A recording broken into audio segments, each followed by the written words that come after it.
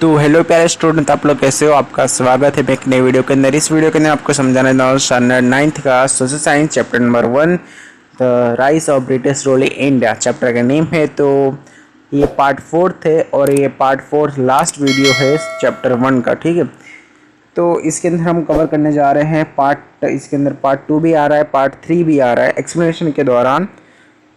तो हम वो भी कवर करेंगे। अगर आपने उस पार्ट 1 मतलब पार्ट 2 और पार्ट 3 को नहीं देखा है तो प्लीज़ देख लो, जिसकी वजह से आपको पार्ट 4 के अंदर कोई तकलीफ़ नहीं होगी। तो ज़्यादा टाइम वेस्ट ना करते हुए स्टार्ट करते हैं वीडियो को। तो इधर हमें पहले बताया गया है Dalhousie come to India as the governor general in 1848 के अंदर। तो इसके अंदर बताया गया है कि जो गवर्नर जनरल थे दाल हाउस थे, उनको गवर्नर जनरल के पोजीशन पे इंडिया भेजा गया 1848 के समय में। ठीक है, he was a fearless imperialist. वो फेयरलेस थे मतलब साम्राज्यवादी थे। ठीक है, फेयरलेस का मतलब होता है मतलब इम्पेरियलिस्ट का मतलब होता है साम्राज्यवादी। उनका जो स्वभाव था आप बोल सकते हो कि इम्पेरियलिस्ट मतलब साम्राज्यवादी था। ठीक है, Dalhousie adopted the policy of expansion for the expansion of company and British imperialism in India. उन्होंने एक पॉलिसी अडॉप्ट की, पॉलिसी के लिए एनहेक्शन नाम की कुछ पॉलिसी है जो उनका उसका काम क्या है, कंपनी को बड़ा करना, ब्रिटिश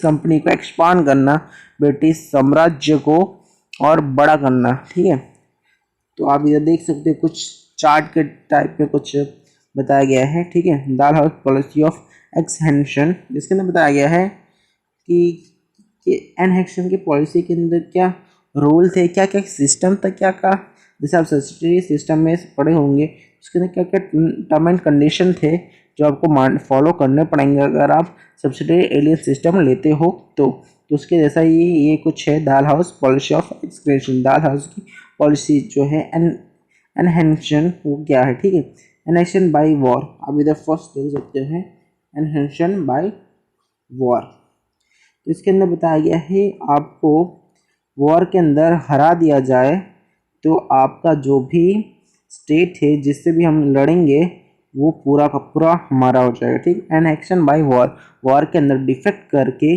जो आपका राज्य है वो हम ले लेंगे। ठीक है, आपका पूरा का पूरा किंगडम हमारा हो जाएगा। तो उसके अंदर कौन सा किंगडम हो चुका था वॉर की वजह से? पंजाब, पीगू जो लोअर बर्मा है जो पीगू उसके लोअर पार्ट के अंदर ये जगह आती है। ठीक है, annexation due to king dying without heir, इसके अंदर बताया गया है अगर कोई किंग है जिसकी संतान नहीं है, सेकंड वाला जिसकी कोई संतान नहीं है, उसका जो भी है राज्य है, जो भी उसका किंगडम है वो ये दाल हाउस पॉलिसी ले लेगी, मतलब ब्रिटिश ले लेंगे, जो कंपनी होगी वो ले लेगी, ब्रिटिश ले लेंगे। ठीक है, इसके अंदर ऐसे कौन कौन से राज्य हैं, स्टेट है जो ले लिए?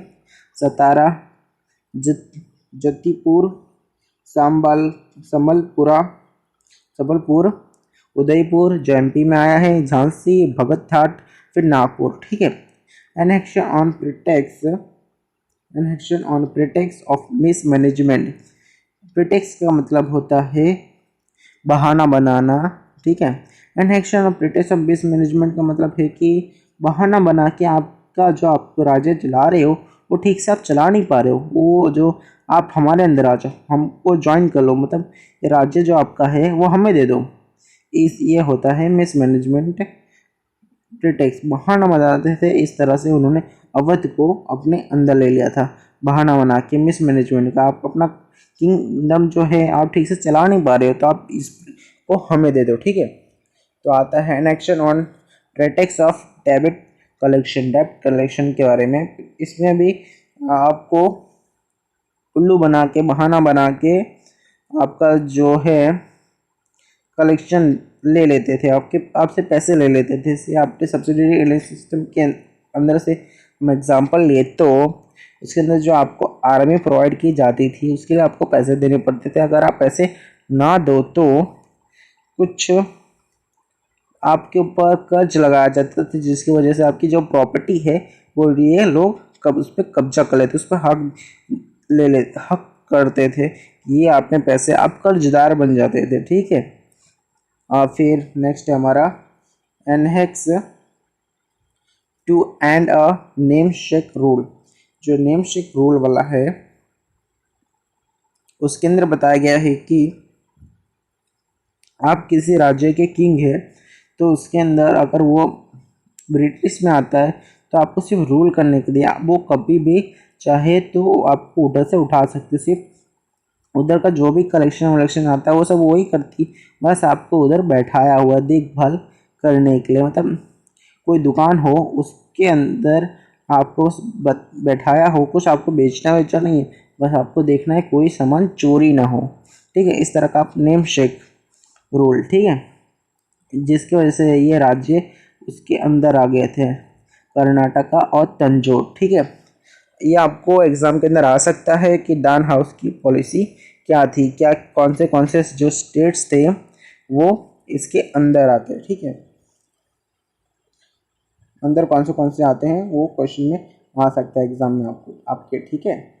तो इधर हम देख लेते हैं beside beside begin and imperialist, जैसे जो इनका साम्राज्य था वो बढ़ने लगा। डाल हाउस वॉज ऑल्सो रिफॉर्मिस्ट, तो जो उनका साम्राज्य जैसे बढ़ते जा रहा था, वो साम्राज्य बढ़ते के समय में उन्होंने कुछ रिफॉर्मिस्ट किए थे, कुछ अच्छे कार्य किए थे जिसकी वजह से इंडिया को अच्छा लगा हो, मतलब कुछ अच्छे कार्य किए थे। The first railway line in India between Mumbai Thane, एक ऐसा रेलवे लाइन बनाया मुंबई से लेके थाने के लिए 1853 में। ये क्यों बनाया आप सोच रहे हो, जो इंडियन के लिए बनाया, उनके आने जाने के चीज़ों को सरल बनाने के लिए, ट्रांसपोर्टेशन इजी करने के लिए। ये गलत है, अपना जो उनका सामान था वो इंग्लैंड जल्दी पहुँचे, मुंबई से लेकर तुरंत थाने पहुँच जाए, ट्रांसपोर्टेशन उनका सही करने के लिए ये बनाया गया था, ठीक है। फर्स्ट रेलवे जो मुंबई और थाने को कनेक्ट करती थी, बिटवीन इन दोनों के बीच में बनी थी। वायरलेस सिस्टम बनाया गया इंडिया एंड इंग्लैंड के बीच में, ठीक है। Establish of public work department बनाया गया, इंग्लिश एजुकेशन बनाया गया, एक्सेट्रा, और भी कई तरह की चीज़ें बनाई गई। Were all introduction during his tenure, उनके और ड्यूरिंग जो उन्होंने काम किए वो ही passed law to ban child marriages, उन्होंने चाइल्ड मैरिजेस भी उनके टेन्योर में, उनके वक्त में बैन करवाए। एंड अवोकेटेड विंडो रीमैरिजेस, जो उन्होंने विडो रीमैरिजेस जो थे, जिसके हस्बैंड मर जाते थे तो उनको ही साथ में जला दिया जाता था, ऐसा कुछ प्रथा है वो इन्होंने बैन करवाया, ठीक है। विद इन 100 ईयर्स, 100 साल में ब्रिटिश के from the battle of Plassey को हुए, से आपने battle of Buxar, battle of Plassey को मैंने पढ़ा है। इन 1757 में the British rule and the empire both expanded, इस 100 साल के अंदर जो ब्रिटिश रूल थी बहुत ज़्यादा बड़ी हो गई थी, बहुत एक्सपांड कर गई थी, ठीक है। But in the process they had to face the dissatisfaction of the Indian states, but इसका जो ये बड़ी हो रही थी, ब्रिटिश की जो रूल थी वो जो बड़ी होती जा रही थी धीरे धीरे, उसका कुछ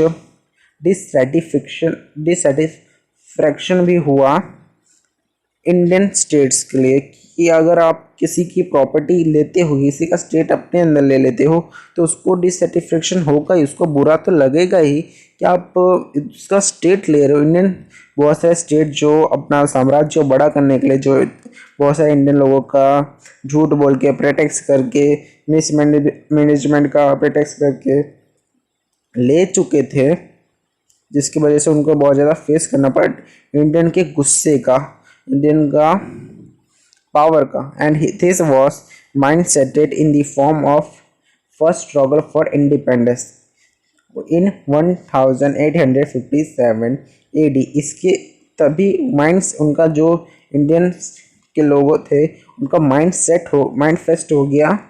फेस्टेड हो गया कि उस समय से ही इंडिपेंडेंस का जो स्ट्रगल था वो स्टार्ट हुआ। इंडिपेंडेंस चाहिए हमें, ब्रिटिश नहीं चाहिए, ठीक है। Economic impact of the company, economic impact क्या किया, ठीक है। When we valuated the 100 years of company rule in India, जो 100 साल हो चुके थे कंपनी को रूल किए इंडिया पे, वी रिलीज दैट इंडिया, उनको इंडिया को रियलाइज हुआ, इंडिया को एहसास हुआ, India which had an invaluable position in the world, वो इवेल्युएबल मतलब इनकैपेबल पोजीशन में थी। आपने अगर मेरा फर्स्ट पार्ट देखा होगा उसके अंदर मैं आपको बताया था इंडिया होल वर्ल्ड के अंदर एक ऐसी पोजीशन पे थी जिसका कोई भी टक्कर नहीं ले सकता, मतलब होल वर्ल्ड में इनकैपेबल पोजीशन पे थी इंडिया, ठीक है। लेकिन जब ब्रिटिश के 100 साल पूरे हुए, 100 साल कंपनी ने रूल किया इंडिया पे, तब उसका जो पोजीशन था वो इनवेल्युएबल हो गया था, मतलब बहुत डाउन चला गया था, बहुत डाउन चला गया था इन दी वर्ल्ड के अंदर, ठीक है। इन द प्रीवियस सेंचुरी, पहले का अगर एग्जांपल लिया जाए प्रीवियस सेंचुरी की बात की जाए तो become mainly a company that produce raw material for England, ये जो कंट्री थी इंडिया वो सिर्फ एकमात्र रॉ मटेरियल बनाने की कंट्री बन चुकी थी जो इंग्लैंड के लिए बनाती है। इंग्लैंड के लिए एक ऐसी कंट्री इंडिया बन चुकी थी, मतलब पूरे वर्ल्ड के लिए ऐसी बन चुकी थी, रॉ मटेरियल बनाने की कंपनी बन चुकी थी, ठीक है। And prospective market for goods product produce in factories, और एक ऐसी भी मार्केट बन चुकी थी जो भी फैक्ट्रीज के अंदर से जो गुड्स बनता था, प्रोड्यूस होता था, मतलब सामान जो बनता था फैक्ट्रीज के अंदर से उसको मार्केट में लाना और उसको बेचना वो इंडियंस का काम था। वो रॉ मटेरियल हमारे लेके प्रोडक्ट जो भी बनाती थी उसको बेचे भी हम ही। बिगन एक्सपोर्ट कॉटन, बंगाल जो था, बंगाल वो एक्सपोर्ट करता था कॉटन क्लोथ का, जो सूती कपड़े आते हैं कॉटन के, वो क्लोथ एक्सपोर्ट करता था।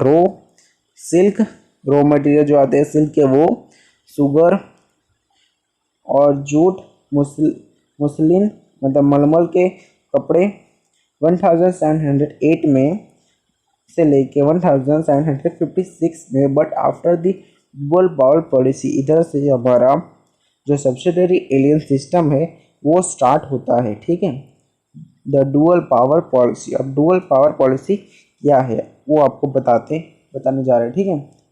The glitter of the economic prosperity of Bengal fade, जो ग्लिटर था, जो शाइन था बंगाल का, वो ख़त्म होते जा रहा था इस सिस्टम की वजह से, डुअल पावर पॉलिसी की वजह से, ठीक है। जो बंगाल था वो फेड हो रहा था, मतलब नीचे जा रहा था इकोनॉमिकली भी।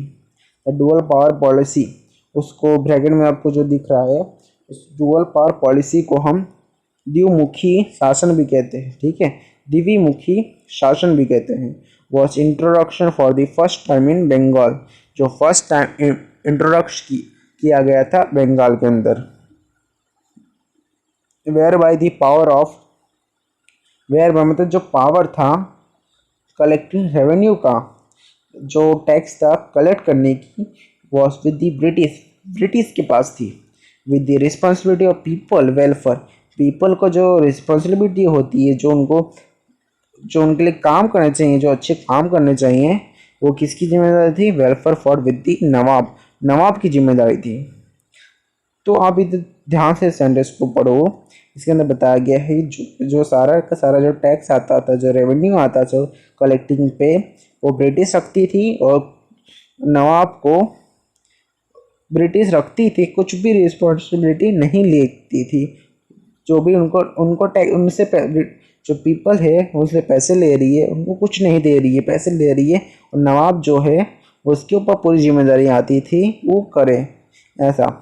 थर्स the British got the power without any responsibility, British power चाहती थी कोई भी रिस्पॉन्सिबिलिटी किए बिना। And the nawab had the responsibility without any power, नवाब को रिस्पॉन्सिबिलिटी मिलती थी कोई भी पावर दिए बिना, without any power. This was known as the subsidiary alien system which run Bengal economically. यही था सब्सिडरी एलियन सिस्टम। अगर आपको एग्जाम के अंदर पूछे जाए how many types of subsidiary alien system, तो आप 3 टाइप्स बोल सकते हो, ठीक है। कौन से टाइप्स थे? एक था डुअल पावर पॉलिसी, ध्रुवमुखी शासन और सब्सिडरी एलियन सिस्टम, ठीक है। और जिसके वजह से सब्सिडरी एलियन सिस्टम की वजह से विच रन बंगाल इकोनॉमिक, जो बंगाल की इकोनॉमिक थी वो नीचे जा रही थी, ठीक है, किसी सब्सिडरी एलियन सिस्टम की वजह से।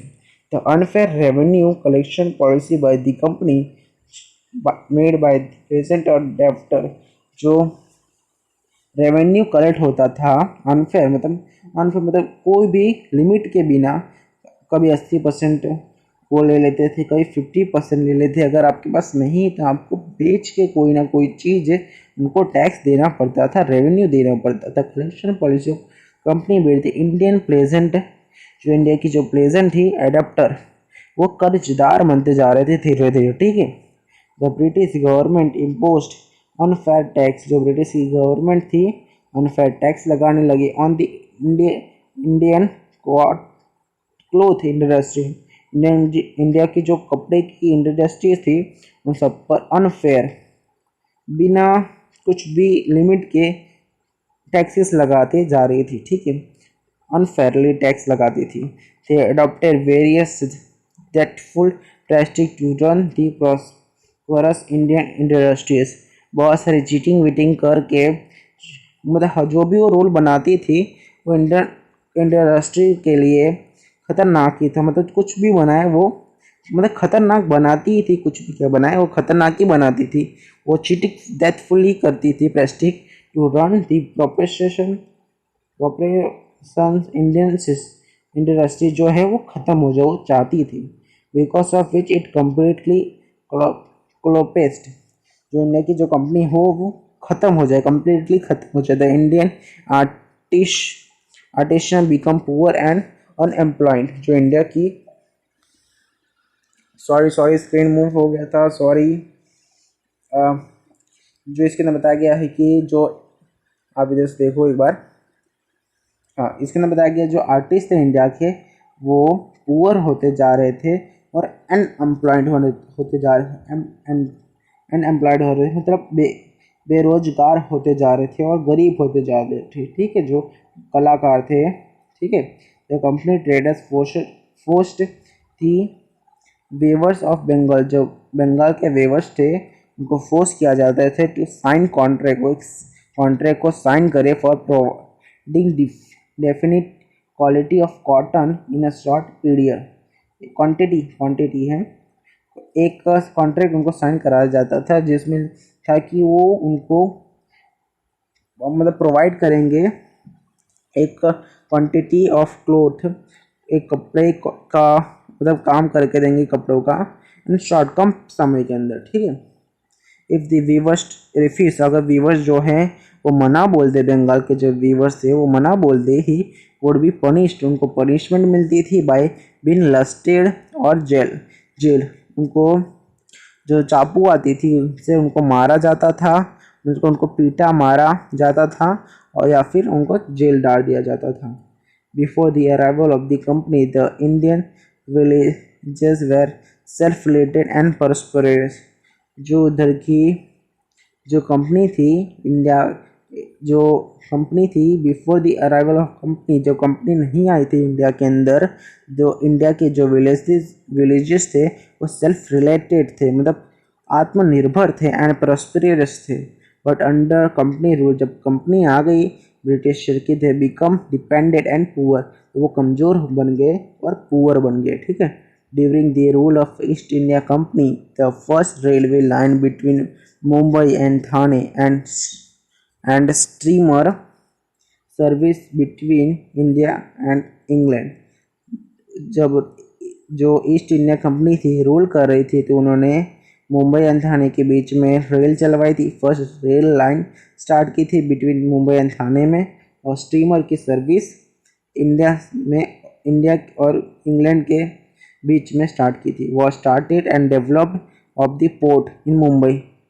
इसमें क्या पॉजिटिव के इन पार्ट मिलता है वो आप इसमें वो समझ सकते हो, ठीक है। क्या उन्होंने पॉजिटिवली किया, मतलब पॉजिटिवली कुछ इंडिया के लिए तो नहीं किया, मतलब बाय चाणक्य ही किया। इनमें जो इन्होंने काम कार्य किए उनमें उनका ही फ़ायदा ज़्यादा हुआ।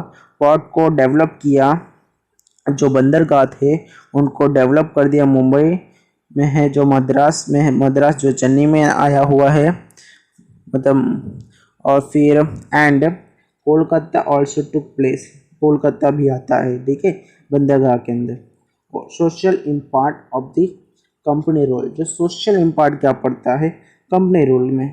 During the British administration the spirit of freedom of speech and thought developed among people due to the development of newspaper. जब न्यूज़पेपर का डेवलपमेंट हुआ, जब न्यूज़पेपर बना, तो जो लोग थे वो लिखते थे, मतलब अपनी फ्रीडम से स्पीच लिखते थे, अपनी मर्जी से कुछ भी न्यूज़पेपर में लिखते थे और इन और सबको बताते थे ऐसी ये हुआ वो, मतलब फैला देते थे अपनी न्यूज़ को, ठीक है।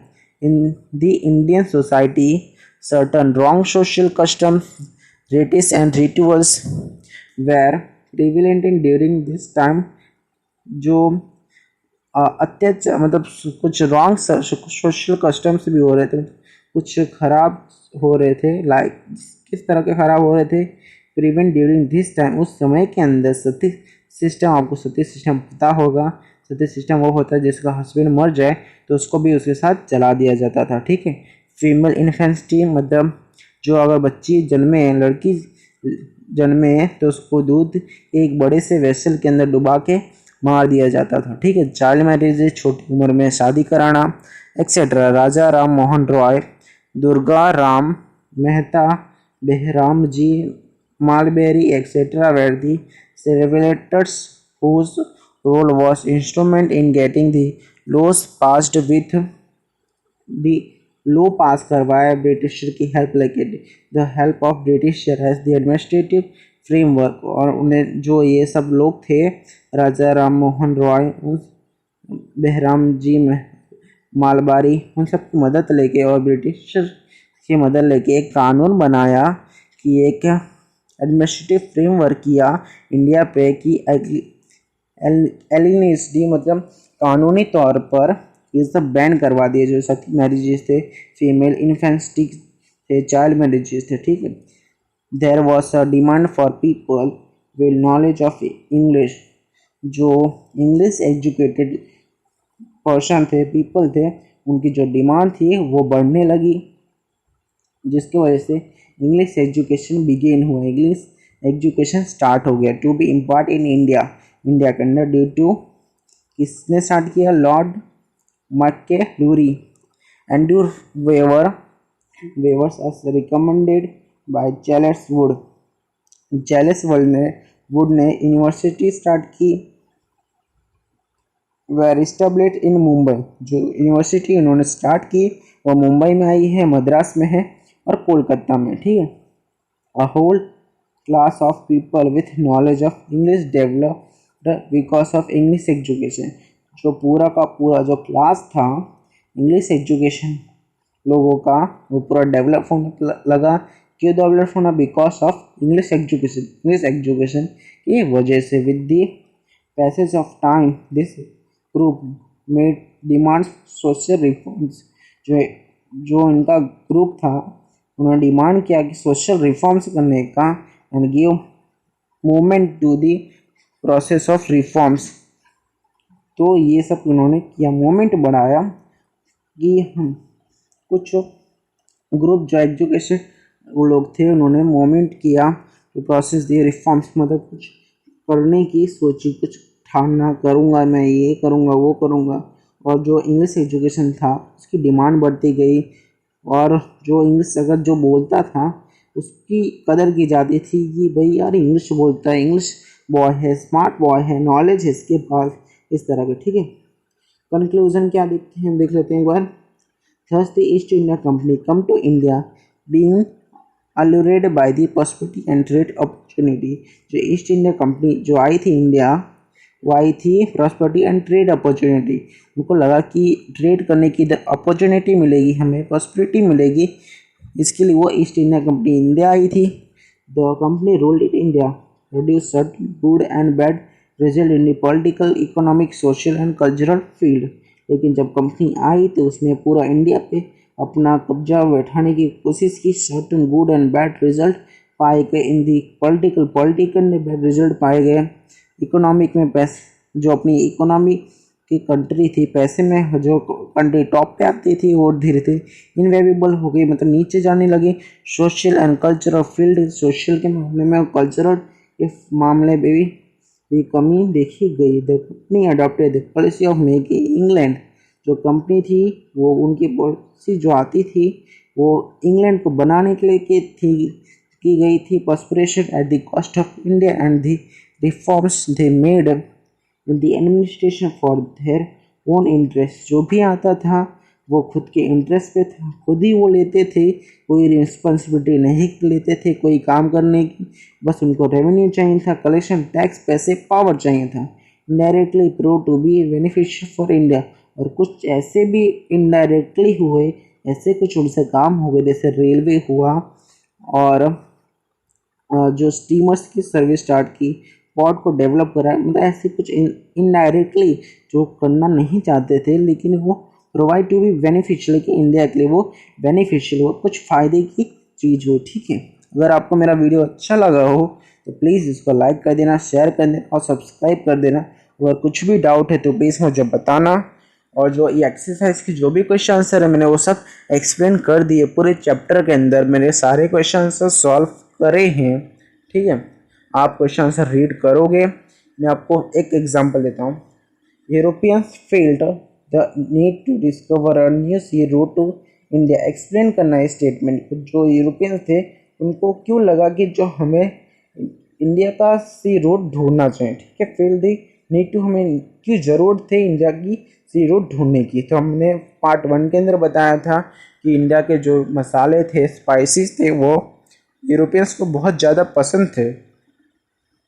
उनकी जो भी आइटम थी उसके अंदर वो इंडियन मसाले, स्पाइसेस, सिल्क, कॉटन, वो सब मलमल की चीज़ें उपयोग करते थे, जिसकी वजह से उनको सी रूट की ढूंढने की ज़रूरत पड़ी। ठीक है, आपको यही स्टेटमेंट एक्सप्लेन करना है।